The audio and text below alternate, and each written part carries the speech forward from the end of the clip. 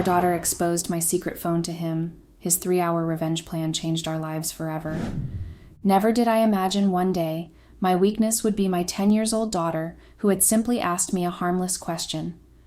It was innocent as the game of hide and seek. It is bad enough that a fun Saturday morning became my worst nightmare. One time I laughed while watching Lily looking for me, and the next moment I froze when I heard her voice from another room. "Daddy, why does Mommy need to have another phone?" My heart sank, my chest tightened.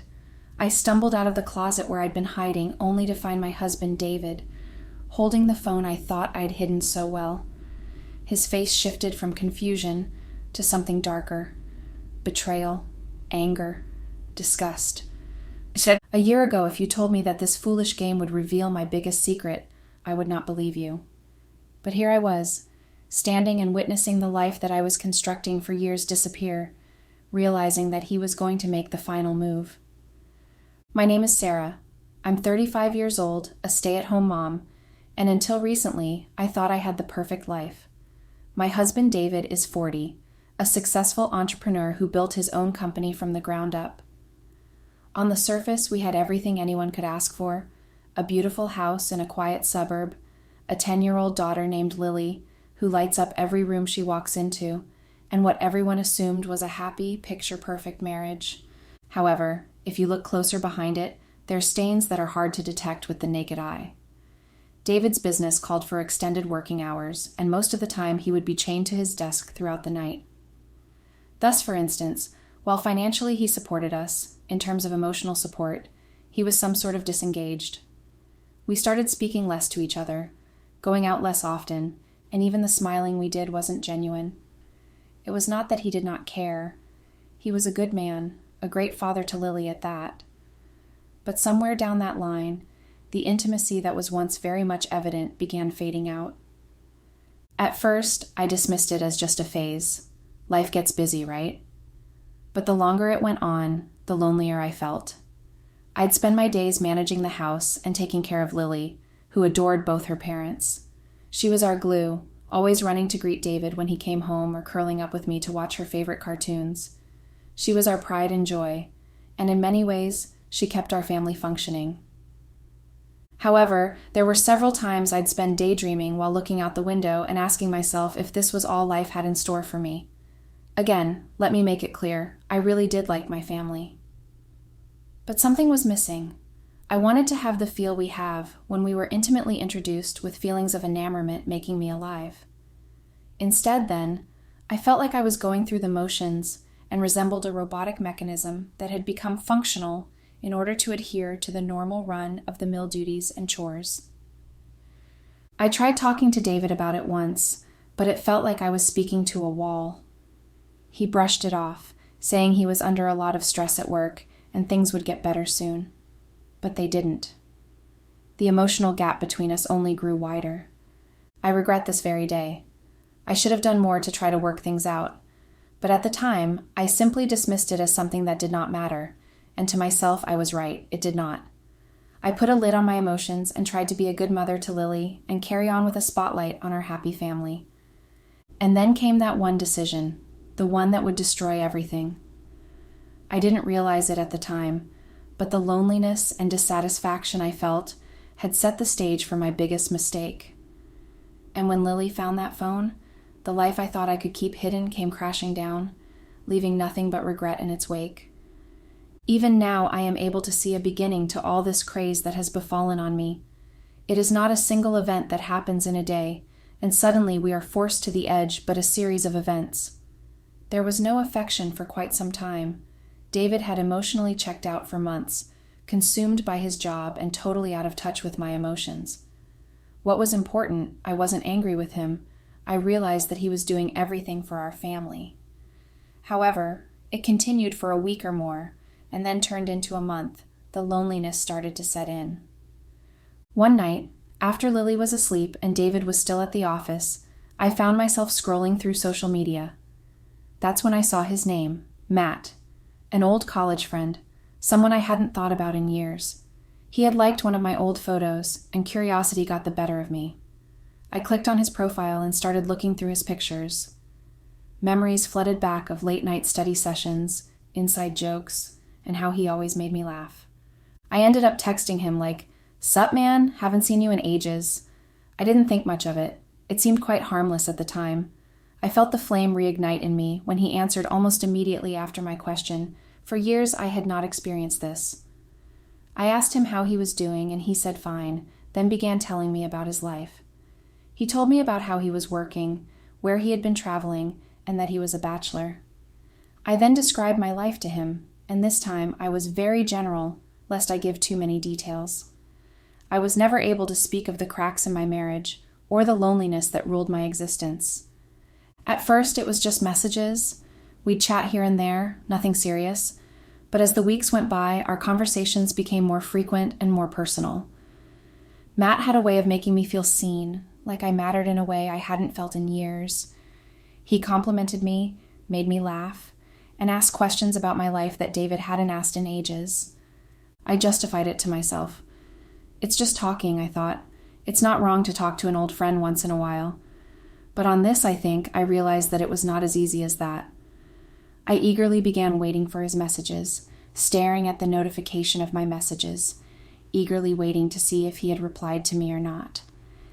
And then came the day when things shifted. Matt sent a message that made my heart race. "I wish I could see you in person. I miss your smile." I knew it was wrong, but the idea of seeing him again was intoxicating. I felt guilty, but I also felt alive in a way I hadn't in years. The next thing I knew, we had arranged to meet for coffee, and I convinced myself it was simply a social gesture. But the moment I saw him, I realized it wasn't the case. He was the same boy, but refined, more grown up, full of confidence. Finally, we found some time to talk, just as two friends who remember their college years. When he reached out towards me to place his hand over mine, I did not avoid it. That was the beginning. From that point on, things escalated quickly. Coffee turned into lunch, lunch turned into dinner, and dinner turned into something I never thought I'd do. We met in secret, always careful not to leave a trail. I even bought a second phone to keep everything hidden. The phone remained as my only contact with Matt. That was where I could free myself from the routine and feel like not this person or not this life I'm living. I'd put it in the far end of my closet and use it only when David and Lily are in bed or out of the house. Each time it was buzzing, my heart would pound. At the time, I justified everything to myself. I told myself that I wasn't a bad person, that I wasn't hurting anyone. I convinced myself that David wouldn't care if he was too busy with work to notice. And besides, didn't I deserve to feel happy, to feel wanted? But the truth is, I was testing my luck to the extreme. It was the secrecy, the excitement of running around. It was exhilarating. At that time, I didn't even know I was exposed to so much risk. The phone, that I was sure I had hid so well, became the major cause of my undoing. I never imagined my actions would catch up with me in the way they did. And when they did, it wasn't just me who paid the price. It was my entire family. Saturdays have always been a little messy around our house, but not in a bad way. I loved weekends because that time David returned from the office, and thus the whole family could spend time together. To her, it was probably the most exciting part of the week. As with any other regular day, that morning began. David was in the kitchen cooking his delicious pancakes. Lily was playing in the room wearing her sleepwear, and I was cleaning the bedroom. Lily darted into the room, giggling, and begged me to play hide and seek. She loved that game, and honestly, it was hard to say no to her. I glanced at the clock. "Just one game, sweetheart," I said with a smile. I took time to count to 10 as Lily ran away to go and hide herself. Within an hour, I looked for her, and within a few minutes, I caught her laughing in the corner of the closet. She screeched one day when I feigned ignorance of her presence or lack of it, and pounced on me next. "My turn to count," she yelled, and got out of the room with her eyes tightly shut. I quickly scanned the room for a hiding spot and decided to crawl into the other side of the closet. I moved a few things around, careful not to make too much noise. As I was shifting some old shoeboxes, I glanced at the back corner where I kept my secret phone. It was hidden beneath a stack of scarves I rarely wore. I hesitated for a moment and wondered whether or not to go over and check what it was. But before I could respond, out came Lily's voice from the door. "Caught you, Mommy." She said this as she almost always did when she successfully achieves her goal. I laughed and stepped out, running my hand through her hair. "Okay, one more round," I said, trying to keep my tone light. But before I could finish, Lily started rifling through the closet, probably searching for a better hiding spot. And then it happened. "What's this?" she asked, holding up the phone I thought I'd hidden so well. My stomach dropped. I snatched it out of her hands, trying to keep my voice steady. "Oh, just an old phone. It doesn't work anymore." But Lily wasn't convinced. "It looks like it works. This is especially when she surprised me with a rudimentary question she had been pondering over. Why do you have 2 phones, Mommy?" Before I could come up with a convincing answer, Lily grabbed the phone and ran out of the room. I chased after her, but she was faster than I expected. "Daddy, look, Mommy has another phone." David looked up from the stove and flipped a piece of meat in the air, holding a spatula. "What are you talking about, Lily?" he wanted to know, smiling as he dried his hands with a dish towel. "She has 2 phones," Lily said, handing it to him. Time seemed to slow down. I froze in the doorway as my heart thudded. I could barely hear anything else. David squinted his eyes at the phone in his hand, feeling the pressure. "Sarah," he said, his voice calm but laced with suspicion. "What is this?" "It's perfectly fine," I retorted laughingly, but my laugh had a sickly ring in my ears. "It can be an old cell phone that does not work." David didn't look convinced. He tapped the screen, and to my horror, it lit up. The lock screen showed the time and date, shattering my flimsy excuse. "It doesn't look old," he said, his voice lower now. "Well, it's just used for work," I blurted out, looking away from him. "For work?" he repeated, his tone sharper. "You don't work, Sarah." I felt the room closing in on me as David's confusion began to turn into something else, suspicion. He started scrolling through the phone, and I lunged forward, trying to grab it. "David, don't!" I shouted. But it was too late. His face hardened as he swiped through messages and pictures. His jaw clenched, and the color drained from his face. "What the hell is this, Sarah?" he asked, his voice shaking now. He looked up at me, his eyes filled with a mixture of anger and betrayal. "Who is Matt?" I opened my mouth to speak, but no words came out. I felt like the air had been knocked out of me. David threw the phone onto the counter and ran his hands through his hair. "How long has this been going on?" he demanded, his voice growing louder. "It's not what you think," I said weakly, but I didn't believe my own words. "Not what I think," he shouted, stepping closer. "You've been lying to me, sneaking around behind my back, and now our daughter is the one to expose it. Are you kidding me, Sarah?" Tears streamed down my face as I tried to explain, but he wouldn't let me. "Don't," he said, his voice cold. "Don't even try to justify this." David stared at me for what felt like an eternity before shaking his head. "I need to think," he muttered, grabbing his keys and walking out the door. I collapsed onto the couch, shaking and gasping for air. In a matter of minutes, the life I'd carefully hidden had been blown apart by one innocent question. And deep down, I knew it was only the beginning. The moment David walked back into the house, I knew things were about to get worse. He didn't look at me or say a word. He just walked straight to our bedroom with the phone clutched tightly in his hand. I followed behind him, my heart racing, trying to figure out what to say. "David, please, let me explain," I said, my voice trembling. He didn't respond. He slammed the bedroom door shut and locked it. The sound of the lock clicking sent a wave of panic through me. "David, please," I pleaded, pounding on the door. "It's not what you think. I can explain everything." But he stayed silent. Inside, I could hear him moving around, footsteps pacing back and forth, the sound of the phone buzzing as he scrolled through it. My mind raced with the possibilities of what he might be reading. Every text, every picture, every call log, it was all there, and there was no way to undo it. I stayed by the door, begging him to let me in. "David, I'm so sorry. Please, we can talk about this. Don't do this." My voice cracked, tears streaming down my face, but he didn't answer. An hour passed, though it felt like an eternity. The house was eerily quiet, except for the occasional sound of him pacing. I sat outside the door, my knees pulled to my chest, trying to prepare myself for whatever was coming next. Finally, the door creaked open. David stepped out, holding the phone in one hand, and a stack of printed screenshots in the other. His face was pale, but his eyes burned with rage and disgust. "Sarah," he said, his voice low and dangerous, "do you have any idea what you've done?"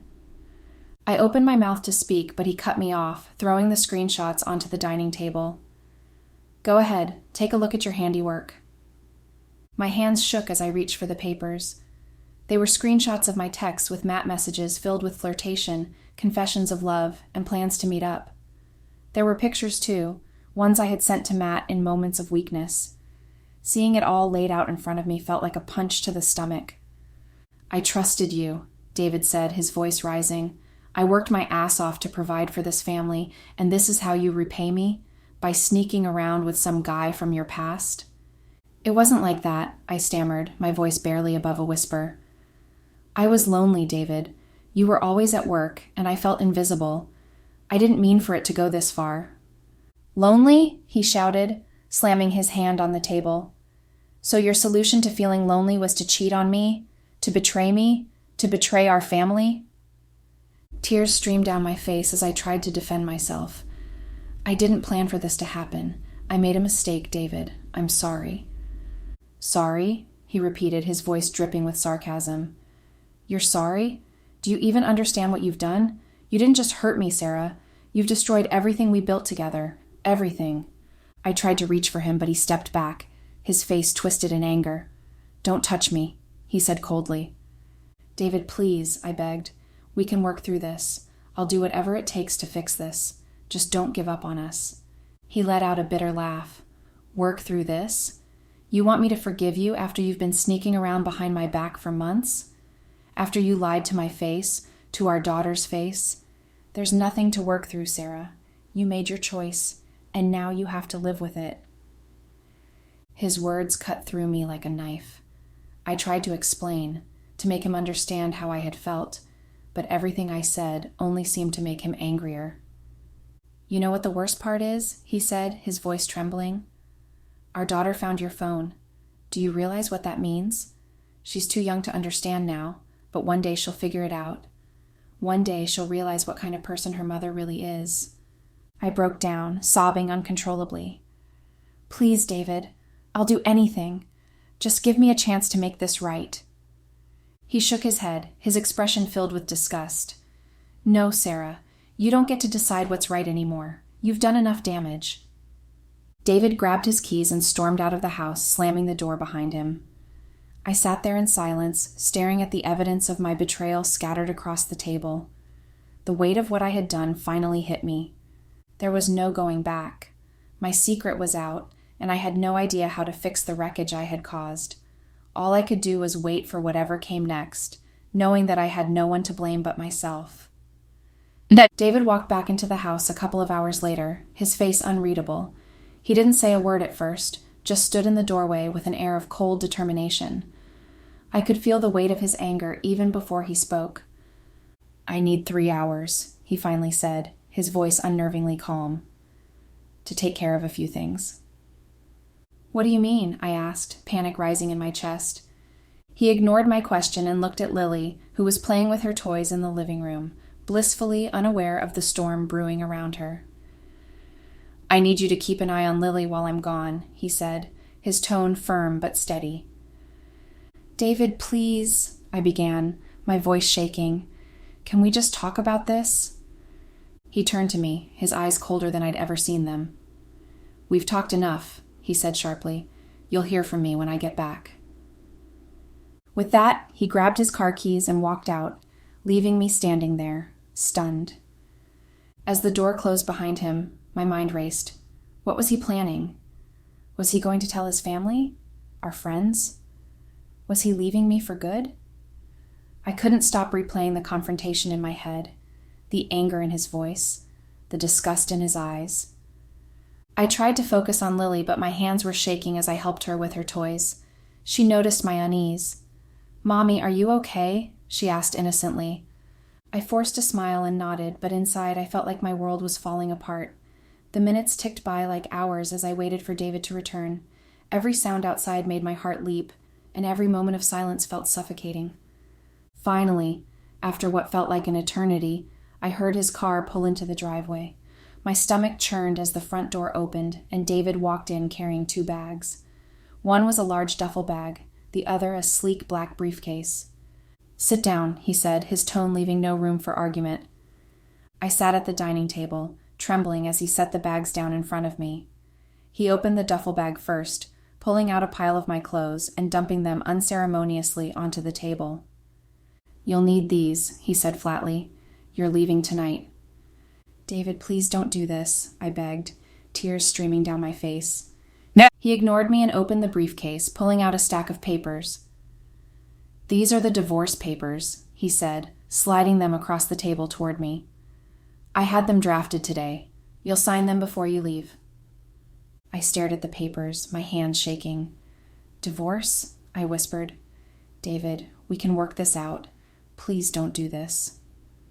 He leaned forward, his eyes boring into mine. "You destroyed this marriage the moment you decided to cheat on me," he said, his voice icy. "There's nothing left to work out."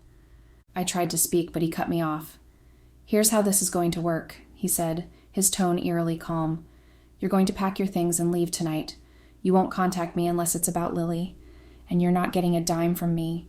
No alimony, no shared assets, nothing." I felt like the air had been knocked out of me. "But David," I stammered, "I have nowhere to go. What about Lily?" "She stays with me," he said firmly. "You can see her on weekends if you prove you can be a decent mother. But until then, she's staying here, where she belongs." His words hit me like a slap in the face. "You can't take her from me," I said weakly. He let out a bitter laugh. "Watch me," he said. "I've already spoken to a lawyer. With everything I have on you, I'll win custody without breaking a sweat." I broke down, sobbing uncontrollably. "David, please. I made a mistake, but I love you. I love our family. Don't do this to us." He stood up, his expression unreadable. "You should have thought about that before you betrayed me," he said. David walked out of the room, leaving me alone with the divorce papers and the pile of clothes. I sat there, staring at the mess in front of me, my mind reeling. This wasn't just anger. This was calculated, deliberate revenge. 3 hours. That's all it took for him to dismantle our marriage, our family, and the life we had built together. And the worst part, I knew I deserved every second of it. That night, after David laid out his terms, he didn't even wait for me to process it all. He told me to pack my things and leave the house. There was no shouting, no dramatic gestures, just cold, unrelenting finality. His decision was clear, and there was nothing I could say to change it. As I walked through the house, stuffing my clothes into a suitcase, I couldn't help but glance at the framed photos on the walls. Pictures of our wedding, vacations, and Lily's first steps stared back at me, a cruel reminder of what I was losing. Lily was asleep when I left. I wanted to hug her, to whisper that I loved her and promise I'd be back, but David stopped me. "She doesn't need more confusion right now," he said, his voice steady but unforgiving. "We'll figure out a visitation schedule later." I had no choice but to leave. The weight of my actions had finally caught up to me. David had every right to take custody of Lily. I couldn't argue when he called me unstable in front of his lawyer earlier that day. My decisions had proved him right. I moved in with my best friend Emma, who opened her door to me without hesitation. She didn't pry or ask for details, but the look of pity in her eyes was almost unbearable. Those first few days in her spare room were a blur of tears and regret. I couldn't sleep, couldn't eat, and couldn't stop replaying every decision that led me here. The secret phone, the texts, the meetings with Matt, they all seemed so insignificant at the time. But now, standing in the rubble of my life, I realized how destructive they had been. The thrill of the affair had been intoxicating, a temporary escape from the monotony of my marriage. But what had it really brought me? Heartbreak, shame, and a family that was now shattered beyond repair. I thought about David, the man who had once been my best friend and partner. He wasn't perfect, none of us are, but he had always been steady and reliable. He had worked tirelessly to provide for our family, and I had repaid him with lies and betrayal. The irony was unbearable. I had spent months craving excitement, only to find myself longing for the stability I had taken for granted. Losing Lily was the hardest part. She was my world, and now I could only see her on weekends, assuming David even allowed that. Every time I thought about her smile or the way she'd call me mommy, my chest tightened. What kind of example had I set for her? I'd never forget the way David looked at me the last time I saw him. It wasn't just anger, it was disappointment. A deep and cutting pain that said more than words ever could. He had trusted me, and I had destroyed that trust in the worst possible way. Living with Emma gave me a roof over my head, but it didn't fix the emptiness I felt inside. I started seeing a therapist, hoping to make sense of everything. It was in those sessions that I began to realize just how lost I had been, even before the affair started. The truth was, I had been unhappy for a long time, but instead of confronting those feelings, I ran from them. I sought validation from someone else instead of working on myself or my marriage. There's no undoing what I've done. I can't take back the hurt I caused David, and I can't erase the pain I brought into Lily's life. All I can do now is face the consequences and try to move forward. If I could go back and change things, I would in a heartbeat. But life doesn't work that way. We don't get do-overs. All I can do is carry this burden and hope that one day, David and Lily might find it in their hearts to forgive me. For now, though, I'm left with the wreckage of my choices, a family torn apart, and a future that feels uncertain. The thrill of the affair was fleeting, but the consequences will stay with me forever. Update. As I sit here reflecting on everything, I know one thing for certain.